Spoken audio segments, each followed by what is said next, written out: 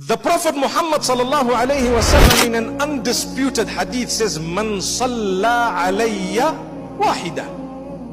Whoever sends blessings upon me once, sallallahu alayhi biha ashra, 10 times he will receive blessings from Allah. 10 times. So if you want blessings, you just need to send blessings and salutations upon Rasulullah sallallahu alayhi wasallam. It's an echo.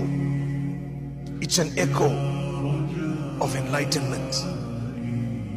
Your tongue must be moist. What do? The most powerful words in existence are that of the praise of Allah subhanahu wa ta'ala. Thereafter, that of the praise of Rasulullah sallallahu alaihi wasallam. One might ask, why Rasulullah sallallahu alaihi wasallam? Because Allah chose him. Don't be jealous. When the kuffar of Quraysh were jealous, they refused to follow.